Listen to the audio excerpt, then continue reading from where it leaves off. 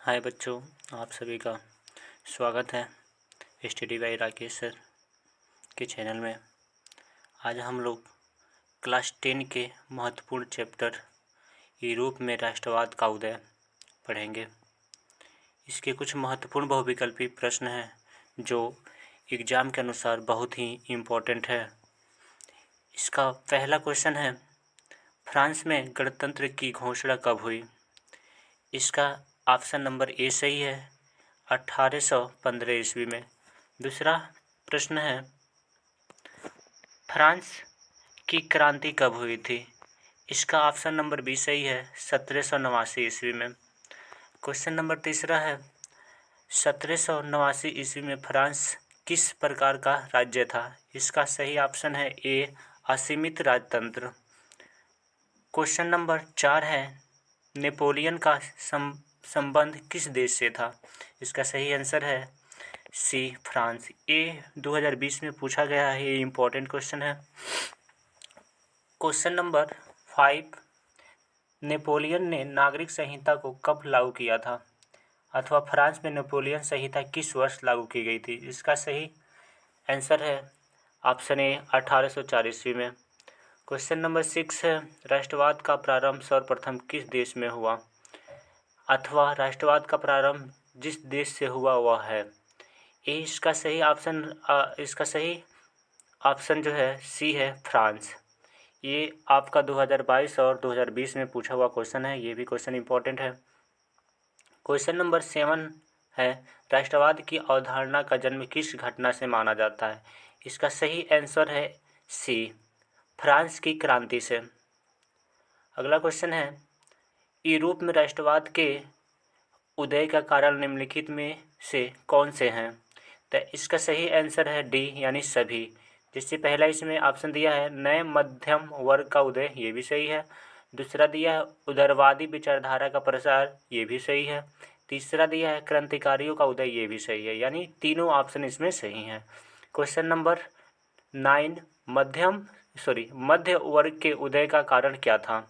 इसका सही answer A है, औद्योगिकीकरण। क्वेश्चन नंबर 10 है, जोलवेराइन का गठन कब किया गया?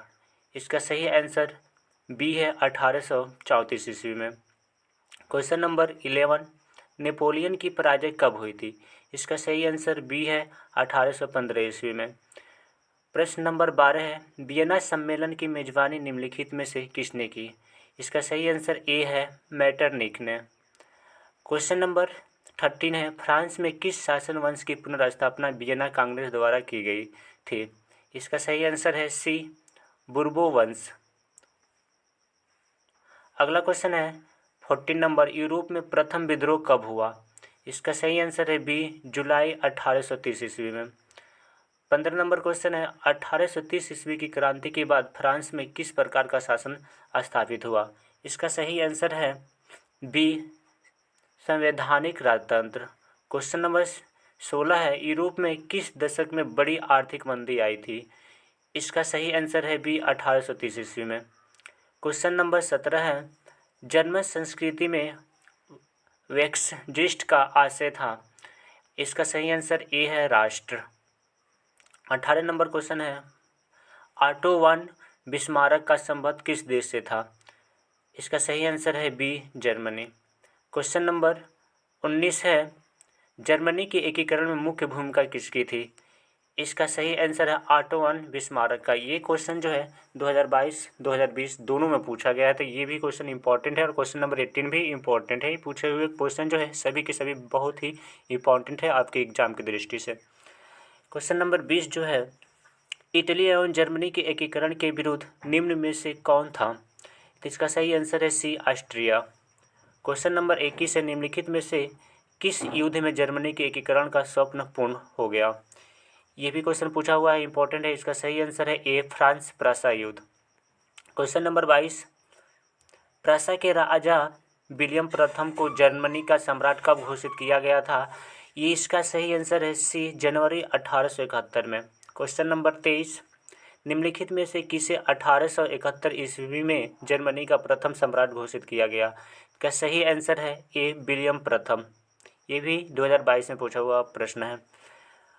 प्रश्न नंबर 24, प्रासा के महत्वपूर्ण मंत्रियों की बैठक कब हुई? इसका सही आंसर 1871 ईस्वी में।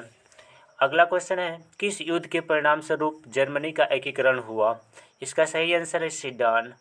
अगला क्वेश्चन है 26 नंबर, किसने जूसेप्पे मुस्सोलिनी को सामाजिक आदेश का दुश्मन बताया है? इसका सही आंसर ए मेटरनिख। अगला क्वेश्चन है, निम्नलिखित में से यह किसका कथन है, जब फ्रांस छींकता तो बाकी यूरोप को सर्दियाँ जुकाम हो जाता है? इसका सही आंसर है मेटरनिख। अगला क्वेश्चन है, माउंटी कैविली डी काउर पीडमॉन्ट के मंत्री किस समय काल में थे? इसका सही आंसर है 1852 ईस्वी से 1860 ईस्वी। अगला क्वेश्चन है, गैरी बाल्डी संबंधी था? इसका सही आंसर है ए इटली के एकीकरण से। सभी के सभी क्वेश्चन जो पूछे गए हैं वो वेरी वेरी इंपॉर्टेंट है। आप सभी लोग इसको तैयार कर लीजिएगा अच्छे से, और ये क्वेश्चन जो है हो सकते हैं कि आप में आपके एग्ज़ाम में आए और बहुत इंपॉर्टेंट है ये।